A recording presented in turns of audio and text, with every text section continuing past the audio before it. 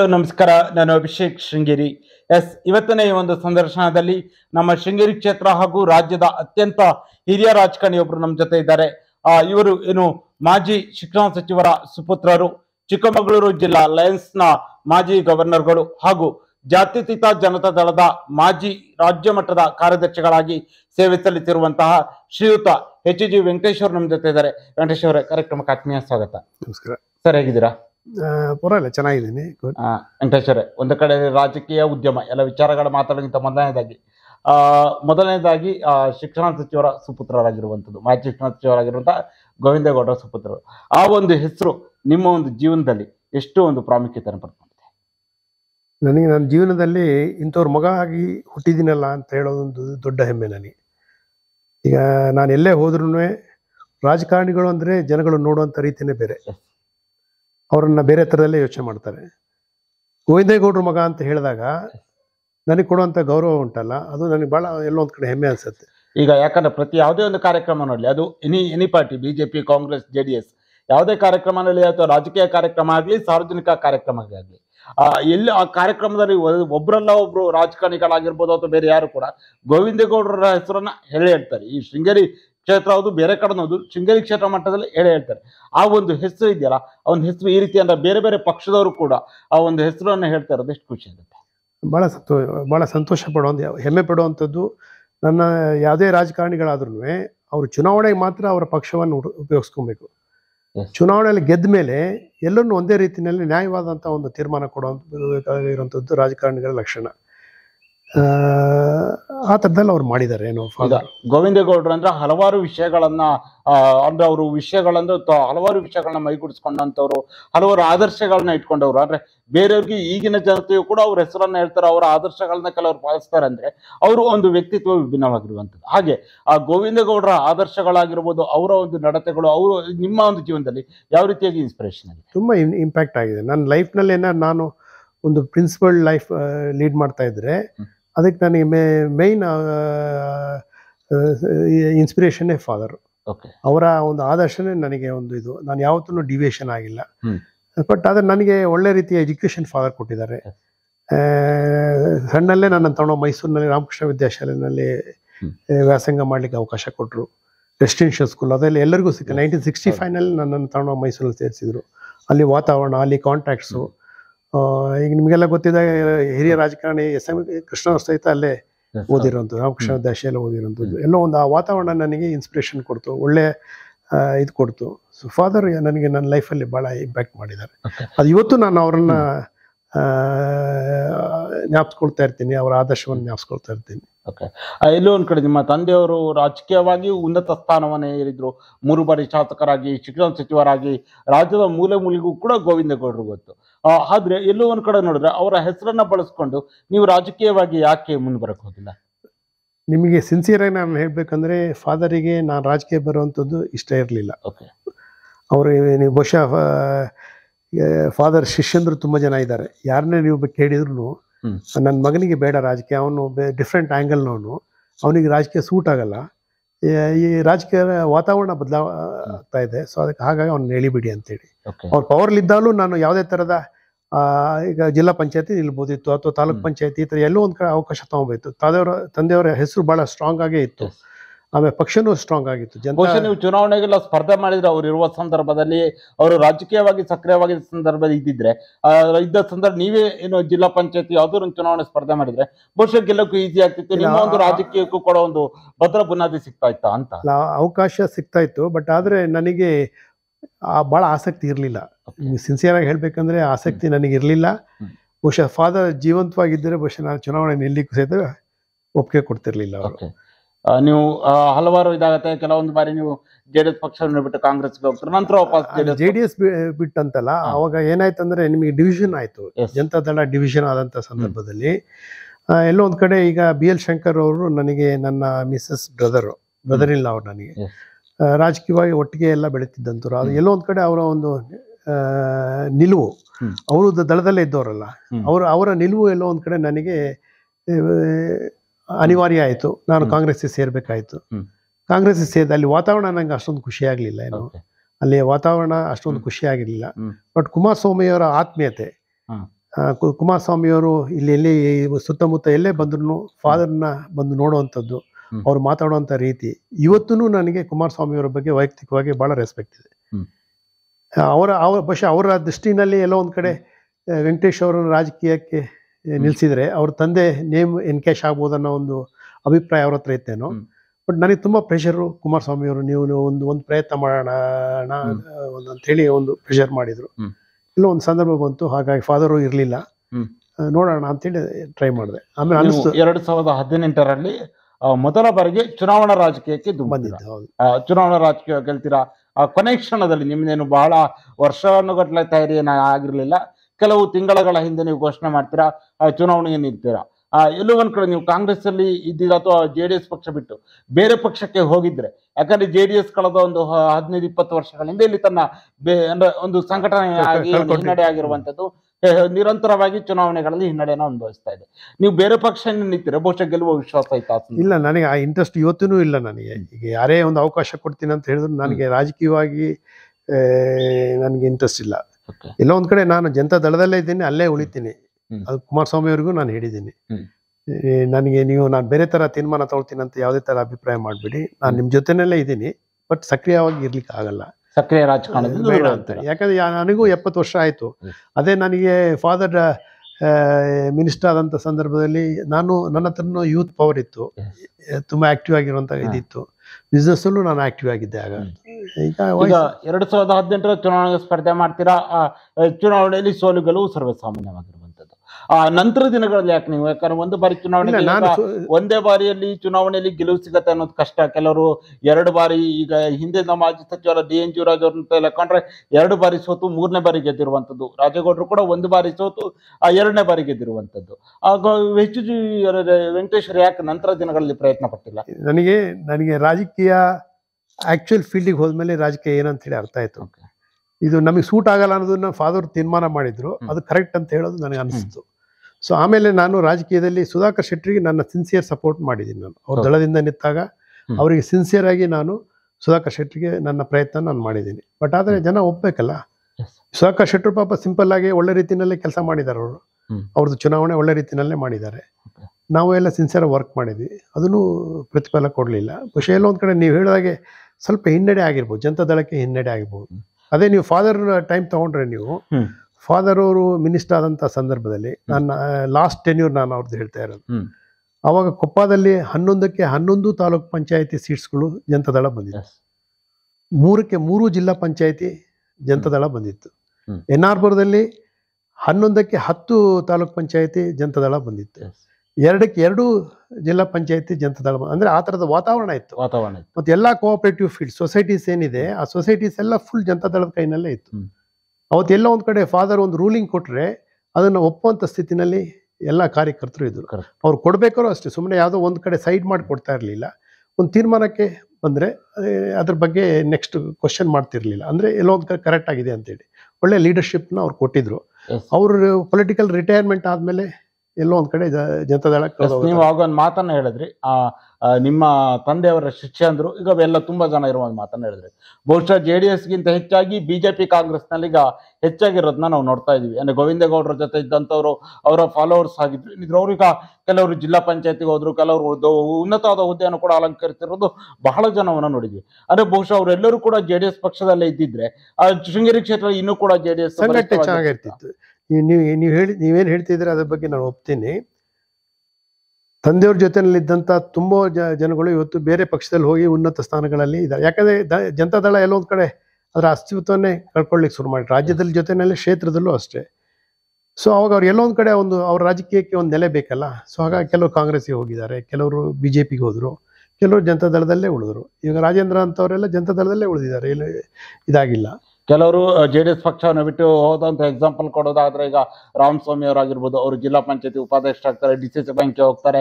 ಅದು ಸೇರಿದ ಹಲವಾರು ಜನ ಈಗ ಕಾಂಗ್ರೆಸ್ನಲ್ಲಿ ಕೂಡ ಕೆಲವರು ಇರುವಂತದ್ದು ಬೇರೆ ಬೇರೆ ಉನ್ನತ ಹುದ್ದೆಯನ್ನು ಅಲಂಕರಿಸಿದ್ದಾರೆ.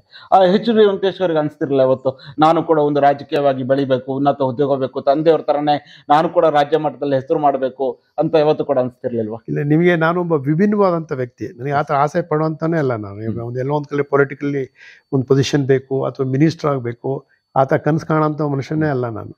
ನಾನು ಐ ಆಮ್ ಇದ್ದಿದ್ರಲ್ಲೇ ಕಂಟೆಂಟ್ ಆಗಿರುವಂಥ ಒಂದು ವ್ಯಕ್ತಿತ್ವ ನನಗೆ ಮುಂಚಿಂದನೂ ಬೆಳೆಸ್ಕೊಂಡ್ ಬಂದಿದ್ದಾರೆ. ಫಾದರ್ ಪವರ್ನಲ್ಲಿ ಇದ್ದಾಗಲೂ ನಮ್ಮನ್ನ ಒಂದು ಡಿಸ್ಟೆನ್ಸ್ ಅಲ್ಲಿ ಇಟ್ಟಿದ್ರು. ಎಲ್ಲೂ ರಾಜಕಾರಣಿಗಳು ನೀವು ನೋಡ್ತಿದ್ದೀರಿ, ರಾಜಕಾರಣಿ ಮಕ್ಕಳು ಅಡ್ಮಿನಿಸ್ಟ್ರೇಷನ್ ಅಲ್ಲಿ ಇಂಟರ್ವ್ಯೂನ್ ಆಗುವಂಥದ್ದೆಲ್ಲ ನಾವು ಎಲ್ಲೂ ಇಂಟರ್ವ್ಯೂನ್ ಆಗ್ತಾ ಇರ್ಲಿಲ್ಲ. ನೀವೊಂದು ಮಾತನ್ನ ಹೇಳಿದ್ರಿ, ನನಗೆ ಜಾಸ್ತಿ ಆಸೆ ಇರಲಿಲ್ಲ ಅಂತ ಹೇಳಿದ್ರಿ. ಆದ್ರೆ ಇತ್ತೀಚಿನ ದಿನಗಳಲ್ಲಿ ನಾವು ನೋಡ್ತಾ ಇದ್ದೇವೆ ರಾಜಕಾರಣಿಗಳಂದ್ರೆ ಆಸೆ, ಅತಿ ಆಸೆ ಪಡೋರ್ನ ರಾಜಕಾರಣಿಗಳಂತ ಪ್ರಸ್ತುತವಾಗಿ ಎಲ್ಲರೂ ಕೂಡ ಬಿಂಬಿಸ್ತಾ ಇರುವಂತದ್ದು. ಅದೇ ರೀತಿ ರಾಜಕಾರಣಿಗಳು ಕೂಡ ಅದೇ ರೀತಿ ನಡ್ಕೊಳ್ತಾ ಇರುವಂತದ್ದು. ಈಗ ಒಬ್ಬ ಗ್ರಾಮ ಪಂಚಾಯತಿ ಮೆಂಬರ್ ಆಗಿರೋ ನೆಕ್ಸ್ಟ್ ತಾಲೂಕ್ ಪಂಚಾಯತಿ ಕೇಳ್ತಾನೆ, ನೆಕ್ಸ್ಟ್ ಜಿಲ್ಲಾ ಪಂಚಾಯತಿ ಕೇಳ್ತಾನೆ, ನೆಕ್ಸ್ಟ್ MLA ಹುದ್ದೆ ಕೇಳ್ತಾನೆ, MLA ಹುದ್ದೆ ಆದ ತಕ್ಷಣ ಮಿನಿಸ್ಟ್ರು ಬೇಕಂತಾರೆ. ಈ ರೀತಿಯಾಗಿ ಬೆಳಿತಾ ಅಂದ್ರೆ ರಾಜಕಾರಣಿಗಳ ಆಸೆ ದಿನ ದಿನಕ್ಕೆ ಹೆಚ್ಚಳವಾಗ್ತಿರುವಂತದ್ದು. ಆಗಿನ ವ್ಯವಸ್ಥೆಗೂ ಈಗಿನ ಒಂದು ಪ್ರಸ್ತುತ ವ್ಯವಸ್ಥೆಗೂ ಯಾವ ರೀತಿಯಾಗಿ ಡಿಫ್ರೆನ್ಸ್ ಕಂಡುಬರ್ತಾ ಇದೆ? ನೀವು ಹೇಳಿದಾಗೆ ಈಗ ಪ್ರಮೋಷನ್ ಸಿಕ್ಕುವಂಥದ್ರಲ್ಲಿ ಸಂತೋಷ ಪಡಬೇಕು. ಒಬ್ಬ ಪಂಚಾಯತಿಯಿಂದ ತಾಲೂಕ್ ಪಂಚಾಯತಿ, ಜಿಲ್ಲಾ ಪಂಚಾಯತಿ, ಶಾಸಕ, ಈ ಥರ. ಬಟ್ ಅವ್ರು ಸಿನ್ಸಿಯರ್ ಆಗಿರ್ಬೇಕಂತ ನನ್ನ ಆಸೆ. ಅವ್ರು ಏನೇ ಪೊಸಿಷನ್ ಸಿಗೋದ್ರು ಅವರ ಥಿಂಕಿಂಗ್ ಭಾಳ ಕ್ಲಿಯರ್ ಆಗಿರ್ಬೇಕು. ಯಾವುದೇ ಥರದ ಬೇರೆ ಥರದ ಯೋಚನೆಗಳಿರ್ಬೋದು, ಆನೆಸ್ಟಿ ಇರ್ಬೇಕು ಅವ್ರ ಹತ್ರ. ಆ ಥರ ಇದ್ರೆ ಭಾಳ ಸಂತೋಷ, ಅದರಲ್ಲಿ ತಪ್ಪೇನಿಲ್ಲ, ಅದರಲ್ಲಿ ಮಾಡ್ಬೋದು. ವೆಂಕಟೇಶ್ವರ, ಈಗ ಮುಂದಿನ ದಿನಗಳಲ್ಲಿ ಮತ್ತೊಮ್ಮೆ HG ವೆಂಕಟೇಶ್ವರ್ಗೆ ಚುನಾವಣೆಗೆ ಸ್ಪರ್ಧೆ ಮಾಡೋದಾಗ್ಲಿ, ರಾಜಕೀಯ ಕುರಿತಾಗಿ ಏನಾದ್ರು ವಿಭಿನ್ನವಾಗಿ ಕಲ್ಪನೆಗಳು ಅಥವಾ ಏನಾದ್ರು ಆಸಕ್ತಿಗಳಿದಾವ? ಎಲ್ಲೋ ಒಂದ್ ಕಡೆ ನಮ್ಮ ಕುಮಾರಸ್ವಾಮಿ ಅವ್ರು ಪುನಃ ಇನ್ನೊಂದ್ಸಲ ಅಧಿಕಾರಕ್ಕೆ ಬರಲಿ ಅಂತ ನನಗೆ ಆಸೆ. ಇವತ್ತೆಲ್ಲೋ ಏನೋ ಒಂದು ಬದಲಾದ ಸಂದರ್ಭದಲ್ಲಿ ಎಲ್ಲೋ ಒಂದು ಅಲೈನ್ಮೆಂಟ್ ಮಾಡ್ಕೊಂಡಿದ್ದಾರೆ. ಬಟ್ ಅವ್ರದೇ ಆದಂಥ ಒಂದು ಸಂಪೂರ್ಣವಾದಂಥ ಅಧಿಕಾರ ಬಂದರೆ ಎಲ್ಲೋ ಜನಸಾಮಾನ್ಯರಿಗೆ ಅನುಕೂಲ ಆಗ್ತದೆ ಅಂತೇಳಿ ನನ್ನ ಅಭಿಪ್ರಾಯ. ಈಗ JDS ಅಂತ ಬಂದಾಗ ನೀವು ಕೂಡ ರಾಜ್ಯ ಕಾರ್ಯದರ್ಶಿಗಳಾಗಿ ಸೇರಿಸುತ್ತಿರುವಂಥದ್ದು. JDSಗೆ ಇರುವಂಥ ಒಂದು ಕೆಟ್ಟ ಹೆಸರು ಅಥವಾ ಒಂದು ಎಲ್ಲರೂ ಕೂಡ JDS ಇದು ಮಾಡೋದು ಅಧಿಕಾರಕ್ಕಾಗಿ ಯಾವ ಪಕ್ಷ ಜೊತೆ ಬೇಕಾದ್ರೂ ಕೈಗೂಡಿಸ್ತಾರೆ ಅಂತ. ಹಾಗಾಗಿ ಜನ JDSನ ಎಲ್ಲೋ ಒಂದ್ ಕಡೆ ರಾಜ್ಯದಲ್ಲಿ ನಂಬುವಂಥದ್ದು ಪ್ರಮಾಣ ಕಡಿಮೆ ಆಗ್ತಾ ಇದೆಯಾ ಅಂತ? ಅಲ್ಲ, ಅದು ರಾಜಕೀಯ ನಾವು ವರ್ಷದಿಂದ ಅಥವಾ ಚುನಾವಣೆಗೆ ಹೋದಾಗ ನೋಡಿದಾಗೆ ಎಲ್ಲೋ ಒಂದ್ ಕಡೆ JDS ತನ್ನ ಸ್ಥಾನವನ್ನ ನಿರಂತರವಾಗಿ ಕಳೆದುಕೊಳ್ತಾ ಇರುವಂಥದ್ದು. ಇದೆಲ್ಲ ಒಂದ್ ಕಡೆ ಹಿನ್ನಡೆ ಆಗ್ತಾ ಇದೆಯಾ ಅಂತ? ಅಲ್ಲ, ಈಗ ಏನಂದ್ರೆ ನಿಮಗೆ ಓಲ್ಡ್ ಮೈಸೂರು ಏರಿಯಾದಲ್ಲಿ ಜನತಾದಳ ಇವತ್ತು ಅವ್ರದೇ ಆದಂಥ ಒಂದು ನೆಲೆಯನ್ನು ಇಟ್ಕೊಂಡಿದ್ದಾರೆ. ಹಳೆ ಓಲ್ಡ್ ಮೈಸೂರು ಏರಿಯಾದಲ್ಲಿ. ಈಗ ನಮ್ಮ ಚಿಕ್ಕಮಗಳೂರು ಜಿಲ್ಲೆನಲ್ಲೂ ಇತ್ತು, ಮೂಡಿಗೆರೆ ಇತ್ತು, ಒಂದ್ ಕಡೆ ಒಂದ್ ಕಾಲದಲ್ಲಿ ಇತ್ತು, ಮೂಡಿಗೆರೆ ಇತ್ತು, ಹಾಗೆ ನಿಮ್ಮೇನು ಶೃಂಗೇರಿ ಕ್ಷೇತ್ರ ಇತ್ತು, ಹಲವಾರು ಜನ ಪ್ರಭಾವಿ ನಾಯಕರುಗಳಿದ್ರು. ಆದ್ರೆ ಈಗ ನೋಡಿದ್ರೆ ಇಡೀ ಶೃಂಗೇರಿ, ಇಡೀ ಚಿಕ್ಕಮಗಳೂರು ಜಿಲ್ಲೆ ಅಂತ ಬಂದಾಗ ಠೇವಣಿಯನ್ನು ಪಡ್ಕೊಳ್ಳೋದು ಕೂಡ ಕಷ್ಟ ಇರುವಂತದ್ದು. ಇಂಥ ಒಂದು ಸಂದಿಗ್ಧ ಪರಿಸ್ಥಿತಿಯಲ್ಲಿ ರಾಜ್ಯದಲ್ಲಿ JDS ತನ್ನ ಸ್ವಂತ ಬಲದಿಂದ ಅಧಿಕಾರಕ್ಕೆ ಬರಲು ಸಾಧ್ಯ ಇದೆಯಾ? ಈಗ ನೋಡಿ, ಇವತ್ತಿನ ವಾತಾವರಣ, ನಾನು ಇವತ್ತೆಲ್ಲೋ ಒಂದ್ ಕಡೆ ಇವತ್ತಿನ ರಾಜಕೀಯ ನೀವು ನೋಡ್ತಾ ಇದ್ದೀರಿ. ಕಾಂಗ್ರೆಸ್ ಇರ್ಬೋದು ಅಥವಾ BJPನೇ ಇರ್ಬೋದು, ಅವರಲ್ಲಿರುವಂಥ ಅಂತರ ಯುದ್ಧ ಪೇಪರ್ಲಿ ನ್ಯೂಸ್ನಲ್ಲಿ ನಾವು ನೋಡ್ತಾ ಇದ್ದೀವಿ. ಈ ಸಂದರ್ಭದಲ್ಲಿ ನಮ್ಮವ್ರು ಕರೆಕ್ಟಾಗಿ ಒಂದು ಬೇಸ್ ಮಾಡಿದರೆ ಎಲ್ಲೋ ಒಂದ್ ಕಡೆ ಜನತಾದಳಕ್ಕೆ ಅವಕಾಶ ಸಿಗ್ತಾ ಇತ್ತು ಅಂತ ನನ್ನ ಅಭಿಪ್ರಾಯ. ಅದನ್ನ ಯೋಚನೆ ಬೇಕಾದ್ರೆ ನಾನು ಸ್ಟೇಟ್ ಕಮಿಟಿನಲ್ಲೂ, ಇಲ್ಲಿ ಹಿಂದೆ ಕೋರ್ ಕಮಿಟಿನಲ್ಲೂ ಇದ್ದೆ. ಇವತ್ತು ಸ್ವಲ್ಪ ದೂರ ಇರೋದ್ರಿಂದ, ರಾಜಕೀಯದಿಂದ ದೂರ ಇರೋದ್ರಿಂದ ನನ್ನೊಂದು ಅಭಿಪ್ರಾಯ ನಿಮ್ಮ ಹತ್ರ ಸೂಚನೆ ಮಾಡ್ತೀನಿ. ಅಂದ್ರೆ ವೆಂಕಟೇಶ್ವರ, ನೀವು ಮಾತನಾಡಿದ್ರೆ ರಾಜಕೀಯದಿಂದ ದೂರ ಇದ್ದೀನಿ ಅಂತ. ಅಂದ್ರೆ ವೆಂಕಟೇಶ್ವರಿಗೆ ಏನಾದ್ರು ರಾಜ್ಯ ನಾಯಕರುಗಳ ಮೇಲೆ ಏನಾರು ಮನಸ್ತಾಪ ಅಥವಾ ಏನಾದ್ರು ಬೇಜಾರು ಏನಾರು ಇದ್ದು ರಾಜಕೀಯದಿಂದ ದೂರ ಇದ್ದೀರಾ? ನಿಮಗೆ ಸತ್ಯವಾಗಿ ಹೇಳ್ಬೇಕಂತಿದ್ರೆ, ಕುಮಾರಸ್ವಾಮಿಯವರ ಬಾಂಧವ್ಯ ಎಷ್ಟು ಚೆನ್ನಾಗಿದೆ ಅಂತಂದ್ರೆ, ಎಲ್ಲ ನಾನು JP ಭವನದಲ್ಲಿ ಯಾವ್ದೋ ಒಂದು ಮೀಟಿಂಗ್ ನಲ್ಲಿ ಹೋದ್ರೆ, ಸ್ವಲ್ಪ ಲೇಟಾಗಿ ಹೋದ್ರೆ ಹಿಂದ್ಗಡೆ ಎಲ್ಲೋ ಕೂರ್ತಿದ್ದೆ. ಕುಮಾರಸ್ವಾಮಿಯವರು ವೇದಿಕೆ ಮೇಲೆ ಕೂತಿರ್ತಿದ್ರು. ಅವರು ನನ್ನನ್ನ ದೂರದಲ್ಲಿ ಗಮನಿಸ್ಬಿಟ್ಟು ವೆಂಕಟೇಶಣ್ಣ ಬನ್ನಿ ಅಂತ ಹೇಳಿ ಕರೆಸಿ ನಾನು ವೇದಿಕೆಯಲ್ಲಿ ಕೂರಿಸಿ ಹಲವಾರು ಸಲ ನನಗೆ ಸಹಿತ ಅಭಿಪ್ರಾಯ ಸೂಚನೆ ಮಾಡ್ಲಿಕ್ಕೆ ಕೊಟ್ಟಿದ್ದಾರೆ. ಸೊ ಈ ತರದ ಆತ್ಮೀಯತೆ ಅವ್ರು ಕೊಟ್ಟಿದ್ದಾರೆ. ಎಲ್ಲೋ ವಾತಾವರಣ ಸರಿ ಕಾಣ್ತಾ ಇದೆ, ರಾಜಕೀಯನೇ ಬೇಡ ಅನ್ನೋ ದೃಷ್ಟಿಯಿಂದ ಸ್ವಲ್ಪ ದೂರ ಇದ್ದೀನಿ ಅಷ್ಟೇ. ಬಿಟ್ರೆ ಆಕ್ಚುಲಿ ನನಗೆ ಬಹಳ ಚೆನ್ನಾಗಿ ನೋಡ್ಕೊಂಡಿದ್ದಾರೆ. ಈಗ ನಾನು ನೇರವಾಗಿ ಕೇಳ್ತೀನಿ ವೆಂಕಟೇಶ್ವರ, ಮುಂದೆ 2028 ವಿಧಾನಸಭೆ ಚುನಾವಣೆ ಬರ್ತಾ ಇದೆ. ಕುಮಾರಸ್ವಾಮಿ ಅವರು ಕರೆದು ಮತ್ತೊಮ್ಮೆ ವೆಂಕಟೇಶ್ವರೇ ನೀವು ಶೃಂಗೇರಿ ಕ್ಷೇತ್ರದಿಂದ ಸ್ಪರ್ಧೆ ಮಾಡಬೇಕಂತ ಒತ್ತಡವನ್ನ ಹೇರಿದ್ರೆ, ದೇವೇಗೌಡರು ಒತ್ತಡವನ್ನ ಹೇಳಿದ್ರೆ, ಕುಮಾರಸ್ವಾಮಿ ಒತ್ತಡವನ್ನ ಹೇರಿದ್ರೆ ನಿಮ್ಮ ನಿಲುವೇನಾಗಿದೆ? ಇಲ್ಲ, ನನಗೆ ರಾಜಕೀಯದಲ್ಲಿ 100% ಹೇಳ್ತೀನಿ, ನನ್ನ ನಿಲುವನ್ನು ನಾನು ಅವತ್ತೇ ಅವ್ರ ಸೂಚನೆ ದೇವೇಗೌಡ ಹತ್ರ ಹೇಳಿದ್ರು. ಯಾಕೆ ಈ ತರ ಆಯ್ತು ಅಂತ ದೇವೇಗೌಡರನ್ನ ಹತ್ರ ಕೇಳಿದ್ರು. ನನಗೆ ಗೊತ್ತಿಲ್ಲ ಸರ್ ಯಾಕೆ ಈ ತರ ಆಯ್ತು, ರಿಸಲ್ಟ್ ನೋಡ್ಬಿಟ್ಟು ನನಗೆ ಗೊತ್ತಿಲ್ಲ ಸರ್, ಯಾಕಂತ ನನಗೆ ಶಾಕಿಂಗ್ ಆಗಿದೆ. ಬಟ್ ಎಲ್ಲೊಂದ್ ಕಡೆ ಬೇಡ ಅಂತ ಅನ್ಸಿದೆ ನನಗೆ, ಹಾಗಾಗಿ ಸ್ವಲ್ಪ ದೂರ ಬಂದಿದ್ದೀನಿ ಅಂದೆ. ಇವತ್ತು ಒಂದ್ ವೇಳೆ ದೇವೇಗೌಡರು ಅಥವಾ ಕುಮಾರಸ್ವಾಮಿ ಅವರು ಕರೆದ್ರು ನನ್ನ ನಿಲುವನ್ನು ನಾನು ಕ್ಲೀನಾಗಿ ಹೇಳ್ತೀನಿ ಅವ್ರ. ನನ್ನ ಸಹಕಾರ ಜನತಾದಳಕ್ಕೆ ಇರುತ್ತೆ, ಅದರಲ್ಲಿ ಯಾವುದೇ ತರದ ಚೇಂಜಸ್ ಇಲ್ಲ. ಓಕೆ, ಈಗ ಬಿಜೆಪಿ ಹಾಗೂ ಜೆಡಿಎಸ್ ಮೈತ್ರಿ ಮಾಡ್ಕೊಂಡಿರುವಂತದ್ದು ರಾಜ್ಯ ಮಟ್ಟದಲ್ಲಿ ಲೋಕಸಭೆ ಚುನಾವಣೆಯಲ್ಲೂ ಕೂಡ ಮೈತ್ರಿಯನ್ನು ಮಾಡ್ಕೊಳ್ತೀರಾ? ಆ 3 ಕ್ಷೇತ್ರಗಳಿಗೆ ಸ್ಪರ್ಧೆ ಮಾಡಿ 2 ಕ್ಷೇತ್ರವನ್ನ ಗೆದ್ದಿರುವಂತದ್ದು. ಕೋಲಾರ ಹಾಗೂ ಮಂಡ್ಯವನ್ನ ಗೆಲ್ತೀರಾ, ಹಾಸನವನ್ನ ಕಳ್ಕೊಳ್ಬೇಕಾಗುತ್ತೆ. ಅದು ಬೇರೆ ಬೇರೆ ಕಾರಣಗಳಿರ್ತವೆ. ಈ ಮುಂದಿನ ದಿನಗಳಲ್ಲಿ ಕೂಡ ವಿಧಾನಸಭೆ ಆಗಿರ್ಬೋದು, ಟಿಪಿ ZP ಚುನಾವಣೆಗಳು ಬರ್ತಾ ಇದೆ, ಸ್ಥಳೀಯ ಸಂಸ್ಥೆಗಳ ಚುನಾವಣೆ ನಿರಂತರವಾಗಿ ಇನ್ನೊಂದು 2-3 ವರ್ಷಗಳ ಕಾಲ ನಡೀತಾ ಇದ್ದಾವೆ. ಈ ಒಂದು ಚುನಾವಣೆಯಲ್ಲಿ ಬಿಜೆಪಿ ಜೆಡಿಎಸ್ ಮೈತ್ರಿ ರಾಜ್ಯ ಮಟ್ಟದಲ್ಲಿ ವರ್ಕೌಟ್ ಆಗುತ್ತೆ ಅಂತ ಅನ್ಸುತ್ತೆ ನಿಮಗೆ? ಸಿನ್ಸಿಯರ್ ಆಗಿ ನನ್ನಿಂದ ಅವರ ಅಂಡರ್ಸ್ಟ್ಯಾಂಡಿಂಗ್ ಬಂದರೆ ಅದು ವರ್ಕೌಟ್ ಆಗುತ್ತೆ. ಸಿನ್ಸಿಯರ್ ಇರಬೇಕು, ಎರಡೂ ಪಕ್ಷದವರು ಸಿನ್ಸಿಯರ್, ದಳದವರು ಸಿನ್ಸಿಯರ್ ಆಗಿರಬೇಕು, BJPಯವರು ಸಿನ್ಸಿಯರ್ ಆಗಿದ್ದು ಒಂದು ಅಂಡರ್ಸ್ಟ್ಯಾಂಡಿಂಗ್ ಬಂದು ಕ್ಯಾಂಡಿಡೇಟ್ ಕೊಡೋಕ್ಕಿಂತ ಮುಂಚೆನೇ ಕರೆಕ್ಟ್ ಆದ ಒಂದು ಅಭಿಪ್ರಾಯಕ್ಕೆ ಬಂದು ಯಾರು ವಿನ್ನಿಂಗ್ ಕ್ಯಾಂಡಿಡೇಟ್ ಅಂತ ಹೇಳಿ ಹಾಕಿದರೆ ವರ್ಕೌಟ್ ಆಗುತ್ತೆ ಅಂತ ನನ್ನ ಅಭಿಪ್ರಾಯ. ಯಾಕಂದ್ರೆ ನೋಡಿದ್ರೆ ಈಗ ಇತ್ತೀಚೆಗೆ ಸಹಕಾರಿ ಕ್ಷೇತ್ರ ಚುನಾವಣೆಗಳು ನಡೆದು, ಕೆಲವೊಂದು ಕಡೆ ಸ್ಥಳೀಯ ಸಂಸ್ಥೆಗಳ ಚುನಾವಣೆ ನಡೆದು, ನಾವು ಶೃಂಗೇರಿ ಕ್ಷೇತ್ರ ಅಂತ ಒಂದು ಎಕ್ಸಾಂಪಲ್ ತಗೊಳ್ಳೋದಾದ್ರೆ ಕೆಲವೊಂದು ಕಡೆಯಲ್ಲಿ ಬಿಜೆಪಿ ಹಾಗೂ ಜೆಡಿಎಸ್ 2 ಪಕ್ಷದವರು ಸ್ಪರ್ಧೆಯನ್ನು ಮಾಡಿದ್ರು. ಈ 2 ಪಕ್ಷ ಸ್ಪರ್ಧೆ ಮಾಡಿದ ಸಂದರ್ಭದಲ್ಲಿ ಕೆಲವೊಂದು ಕಡೆ ಬಿಜೆಪಿ ಗೆಲ್ತು, ಇನ್ನೊಂದು ಕೆಲವೊಂದು ಕಾಂಗ್ರೆಸ್ ಗೆಲ್ತು. ವಿನಃ ಜೆಡಿಎಸ್ ಎಲ್ಲೂ ಒಂದ್ ಕಡೆ ನೋಡಿ ಮೈತ್ರಿ ಬಿಟ್ಟು ಹೋದಾಗ ಎಲ್ಲೂ ಕೂಡ ಸ್ಥಾನವನ್ನ ಗೆಲ್ತಾ ಇಲ್ಲ. ಇದು ಎಲ್ಲೂ ಒಂದ್ ಕಡೆ ಹಿನ್ನಡೆ ಆಗ್ತಾ ಇದೆಯಾ ಅಂತ? ಮೈತ್ರಿ ಇಲ್ಲದೆ ಜೆಡಿಎಸ್ಗೆ ರಾಜ್ಯ ಮಟ್ಟದಲ್ಲಾಗಿರ್ಬೋದು, ಕ್ಷೇತ್ರ ಮಟ್ಟದಲ್ಲಿ ಗೆಲ್ಲಲು ಸಾಧ್ಯವೇ ಇಲ್ಲವಾ ಅಂತ? ಇಲ್ಲ, ಸ್ವಲ್ಪ ಸೆಟ್ ಬ್ಯಾಕ್ ಇದೆ, ಅದರಲ್ಲೇನು ನಾನು ಒಪ್ತೀನಿ. ಬಟ್ ನಮ್ಮ ಲೀಡರ್ಸ್ ಮೇಲೆ ಡಿಪೆಂಡ್ ಆಗುತ್ತೆ. ಇವಾಗ ನಮ್ಮ ಜನತಾದಳದ ಲೀಡರ್ಸು ಬಿಜೆಪಿಯವ್ರ ಜೊತೆನಲ್ಲಿ ಹೋಗುವಂತ ಕೋಆರ್ಡಿನೇಷನ್ ಡಿಪೆಂಡ್ ಆಗುತ್ತೆ. ಜೊತೆನಲ್ಲಿ ಬಿಜೆಪಿಯವರು ಅಕ್ಸೆಪ್ಟ್ ಮಾಡ್ಬೇಕಾಗತ್ತೆ. ಏನೋ ಈಗ ಅವ್ರಿಗೂ ನಾವು ಸ್ವಂತವಾಗಿ ಬರಬೇಕು, ಇವ್ರು ಬೇಡ ಅನ್ನೋ ತರದಲ್ಲಿ ಇಲ್ಲ ತೀರ್ಮಾನ, ಬೇಕೇ ಬೇಕು. ಈಗ ಎಕ್ಸಾಂಪಲ್ಲೇ ಪಾರ್ಲಿಮೆಂಟ್ ಚುನಾವಣೆಯಲ್ಲಿ ಜೆಡಿಎಸ್ ಜೊತೆಲಿ ಅಂಡರ್ಸ್ಟ್ಯಾಂಡಿಂಗ್ ಮಾಡಿದಿಂದ ಬಿಜೆಪಿಗೆ ಒಂದು ಸ್ಟ್ರಾಂಗ್ ನೆಲೆ ಸಿಕ್ತು. ಇಲ್ಲಿಂದ ಅವರಿಗೂ ಕಷ್ಟ ಆಯ್ತಲ್ಲ, ಸುಮ್ಮನೆ ಒಂದು ಯೋಚನೆ ಮಾಡೋದನ್ನು ಕಷ್ಟ ಇದೆ. ಸೊ ಒಳ್ಳೆ ರೀತಿಯಲ್ಲಿ ಅಂಡರ್ಸ್ಟ್ಯಾಂಡಿಂಗ್ ನಲ್ಲಿ ಹೋದ್ರೆ ಒಳ್ಳೆ ರೀತಿಯಲ್ಲಿ ಪವರಿಗೆ ಬರ್ತಾರ ಅಂತ ನಾನು ಮುಖ್ಯವಾಗಿ ಒಂದು ಮಾತನ್ನ ಹೇಳಿದ್ರೆ, ರಾಜಕೀಯದಿಂದ ದೂರ ಇದ್ದೀನಿ ಅಂತ ಹೇಳಿದ್ರೆ, ಆದ್ರೆ ಆ ಸಾರ್ವಜನಿಕ ಜೀವನದಲ್ಲಿ ನೀವು ಈಗಲೂ ಕೂಡ ಸಕ್ರಿಯವಾಗಿರುವಂತದ್ದು, ಹಲವಾರು ಕಾರ್ಯಕ್ರಮಗಳಾಗಿರ್ಬೋದು, ಬೇರೆ ಬೇರೆ ಸಂಘ ಸಂಸ್ಥೆಗಳಲ್ಲಿ ಕೂಡ ಗುರುತಿಸಿಕೊಂಡಿರುವಂತದ್ದು. ಅದರಲ್ಲೂ ಪ್ರಮುಖವಾಗಿ ಜಿಲ್ಲಾ ಗವರ್ನರ್ ಆಗಿ, ಲಯನ್ಸ್ನ ಜಿಲ್ಲಾ ಗವರ್ನರ್ ಆಗಿ ಕೂಡ ಸೇವೆಯನ್ನು ಸಲ್ಲಿಸಿರುವಂತದ್ದು. 1 ವರ್ಷಗಳ ಕಾಲ ಗವರ್ನರ್ ಆಗಿ ನೀವು ಸೇವೆಯನ್ನು ಸಲ್ಲಿಸಿರುವಂತದ್ದು. ಆ ಲಯನ್ಸ್ನ ಕುರಿತಾಗಿ ಹೇಳಿದರೆ, ಜಿಲ್ಲಾ ಗವರ್ನರ್ ಆಗಿ ನೀವು ಮಾಡಿರುವಂತಹ ಕೊಡುಗೆಗಳನ್ನು ಮೆಲ್ಕು ಹಾಕಿದ್ದಾರೆ, ಹೇಗನ್ಸುತ್ತೆ? ನಾನು 2007 ಮತ್ತು 2008 ಜಿಲ್ಲಾ ಗವರ್ನರ್ ಆಗಿ ಚುನಾಯಿತ. ಅದು ಥ್ರೂ ಎಲೆಕ್ಷನ್ ಓನ್ಲಿ ಆಗುವಂಥದ್ದು. It is not nomination. Election ಅಲ್ಲಿ ವೋಟ್ ಕೊಟ್ಟು ಗೆಲ್ಲುವಂಥದ್ದು. ಈಗ ನಮ್ಮ ಡಿಸ್ಟ್ರಿಕ್ಟ್ ಏನಿದೆ ಅದು ಸೌತ್ ಕನ್ನಡ ಜಿಲ್ಲೆ ಬರುತ್ತೆ, ರೆವಿನ್ಯೂ ಜಿಲ್ಲೆ, ಹಾಸನ ಜಿಲ್ಲೆ ಬರುತ್ತೆ, ಕೊಡಗು ಬರುತ್ತೆ, ಪ್ಲಸ್ ಚಿಕ್ಕಮಗಳೂರು. ಈ 4 ರೆವಿನ್ಯೂ ಜಿಲ್ಲೆನಲ್ಲಿರುವಂಥ ಕ್ಲಬ್ನಿಂದ ವೋಟ್ ಮಾಡಿ ಗೆಲ್ಲುವಂಥದ್ದು. 2007 and 2008 ನಾನು ಡಿಸ್ಟ್ರಿಕ್ಟ್ ಗವರ್ನರ್ ಆಗಿ ನಾನು ಎಲೆಕ್ಟ್ ಆದೆ. One year. ಯೂಶ್ವಲಿ ಗವರ್ನರ್ಸ್ ಆದವರು ಇನ್ನೊಂದ್ಸಲಿ ಆಗಬಾರ್ದಂತಿಲ್ಲ, ಜನರಲಿ ಆಗಲ್ಲ, ಇನ್ನು ಬೇರೆಯವ್ರಿಗೆ ಆಪರ್ಚುನಿಟಿ ಕೊಡ್ತಾರೆ. ಒಂದ್ಸಲಿ ಗವರ್ನರ್ ಆದರೆ ಸಾಕು, ಅವನಿಗೆ ಮನುಷ್ಯನಲ್ಲಿ ಒಂದು ಪವರ್, ಅವನು ಟೆನ್ಯೂರ್ನಲ್ಲಿ ಮಾಡುವಂಥ ಸರ್ವಿಸ್ ಮೇಲೆ ಡಿಪೆಂಡ್ ಆಗುತ್ತೆ. ಅಂದರೆ ನಿಮ್ಮ ಒಂದು ವರ್ಷದ ಅವಧಿಯಲ್ಲಿ ಮಾಡಿರುವಂಥ ಪ್ರಮುಖ ಕೆಲಸವನ್ನು ಮೆಲ್ಕು ಹಾಕಿದ್ರೆ ನಿಮ್ಮ ಒಂದು ಅವಧಿಯಲ್ಲಿ ಯಾವುದು? ನನ್ನ ಸ್ಲೋಗನ್ ಏನಿತ್ತಂದರೆ ವಿ ಶೇರ್ ಆ್ಯಂಡ್ ಕೇರ್ ಅಂತ.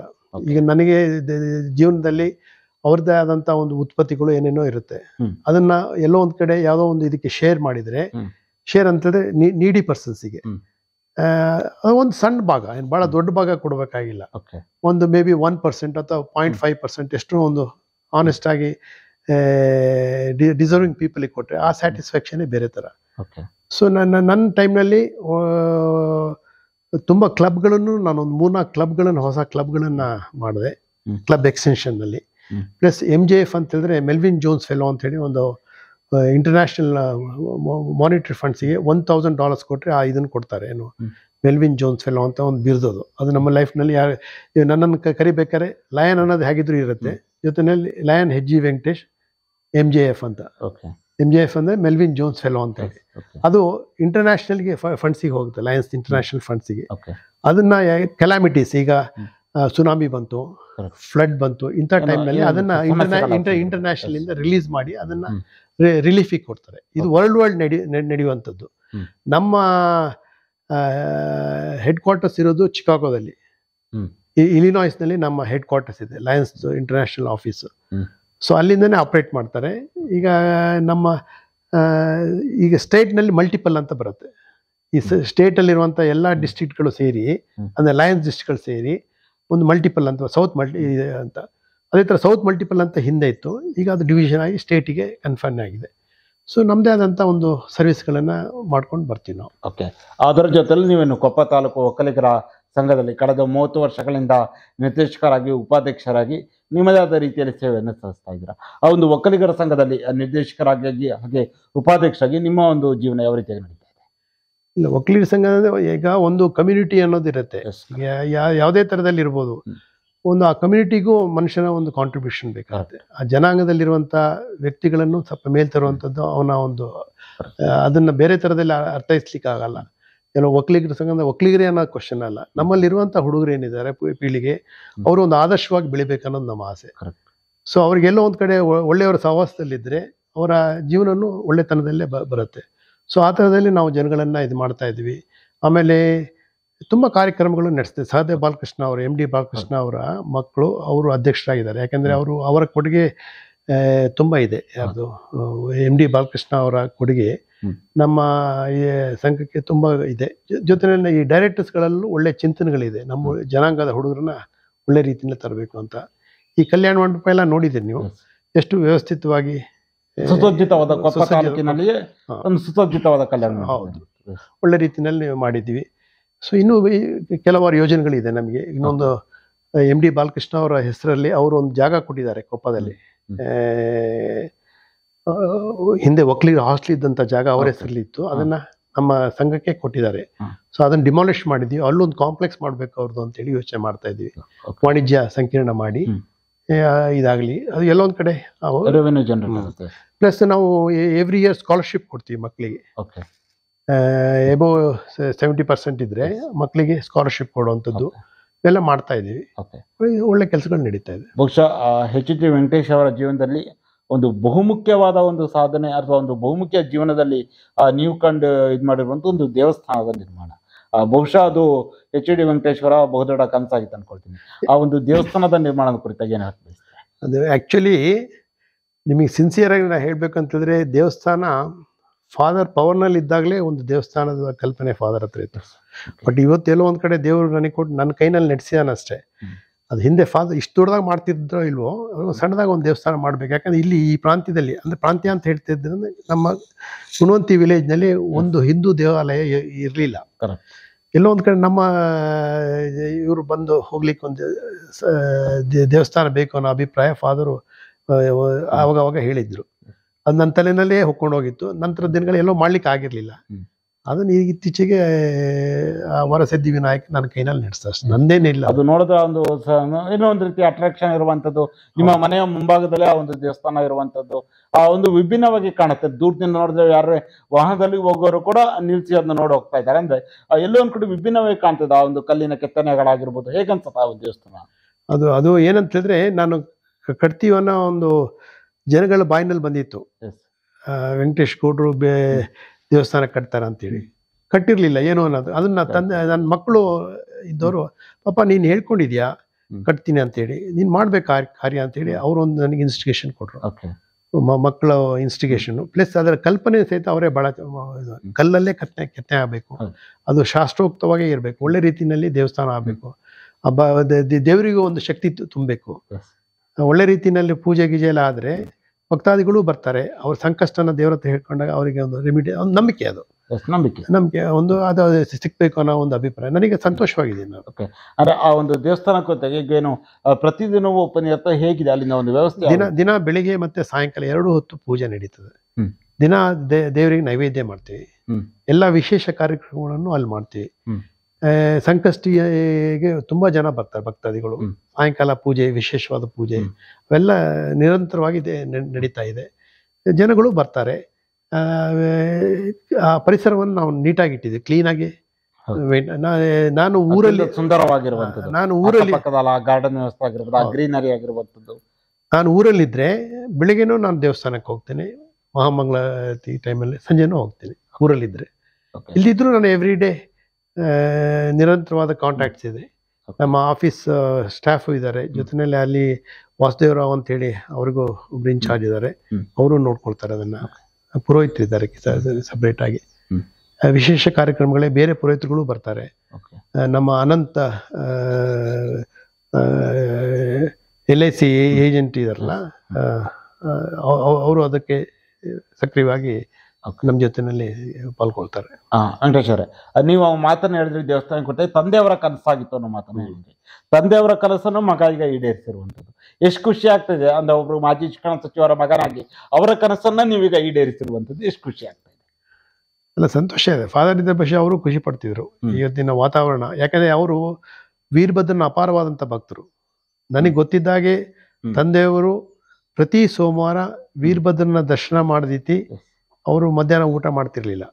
ಆಮೇಲೆ ಇನ್ನೊಂದು ಏನಂತಂದ್ರೆ ಕೊಪ್ಪ ವೀರಭದ್ರ, ಒಂದ್ ವೇಳೆ ಅವ್ರು ಮಿನಿಸ್ಟರ್ ಆದಾಗ್ಲೂ ಅಷ್ಟೇ ಬೆಳಿಗ್ಗೆ ಮುಂಚೆ ಇದಕ್ಕೆ ಬೆಂಗಳೂರು ಹೋಗುವಂಥದ್ದಿದ್ರೆ ವೀರಭದ್ರನ ಸೋಮವಾರ ವೀರಭದ್ರನ ದರ್ಶನ ಮಾಡೇ ಹೋಗ್ತಾ ಇದ್ರು.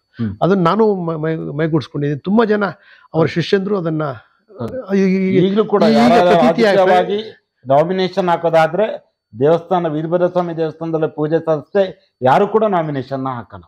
ಹೌದೌದು, ಅದೊಂದು ನಂಬಿಕೆ. ಆಮೇಲೆ ಫಾದರು ಮಾತಲ್ಲೆಲ್ಲ ಹೇಳ್ತಾ ಇದ್ರು, ಯಾರು ಸ್ವಲ್ಪ ಅನ್ಯಾಯ ಗಿನ್ಯಾಯ ಮಾಡ್ತಿದ್ರು ಅದು ವೀರಭದ್ರ ನೋಡ್ಕೊಳ್ತಾನೆ ಬಿಡು ಅಂತಿದ್ರು. ಅಷ್ಟು ನಂಬಿಕೆ ಅವರಿಗೆ ವೀರಭದ್ರನ ಜೊತೆನಲ್ಲಿ ಇತ್ತು. ಸೊ ಎಲ್ಲೊಂದ್ ಕಡೆ ಇದನ್ನ ಬಹಳ ಖುಷಿ ಪಡ್ತಿದ್ರು ಅಂತ ನನ್ನ ಅಭಿಪ್ರಾಯ. ನಮ್ಮನೆ ಬುಡದಲ್ಲಿ ಅಂತಲ್ಲ, ಆ ದೇವಸ್ಥಾನ ಆ ಪರಿಸರ ಆತರ ಇರ್ಲಿ ಅನ್ನೋ ಪರಿಸರದ ಒಂದು ಸುಂದರವಾದ ವಾತಾವರಣ. ವೆಂಕಟೇಶ್ವರ, ಒಂದು ಸುದೀರ್ಘವಾದ ರಾಜಕೀಯ ಜೀವನ ತಂದೆಯವರಿಂದ ಹಿಡಿದು ಈಗ HG ವೆಂಕಟೇಶ್ವರ ಅವಧಿಯವರೆಗೆ ಈಗ ಕಳೆದ 45 ವರ್ಷಗಳ ಸಂಪೂರ್ಣ ನೀವು ಕೂಡ ಸಕ್ರಿಯವಾಗಿರುವಂಥದ್ದು ಹಲವಾರು ಕ್ಷೇತ್ರಗಳಲ್ಲಿ ತಿಳಿಸ್ಕೊಂಡಿದ್ದೀರಾ. ಒಂದು ಬಾರಿ ಮೆಲ್ಕು ಹಾಕಿ ನೋಡಿದ್ರೆ ಹೇಗನ್ಸುತ್ತೆ?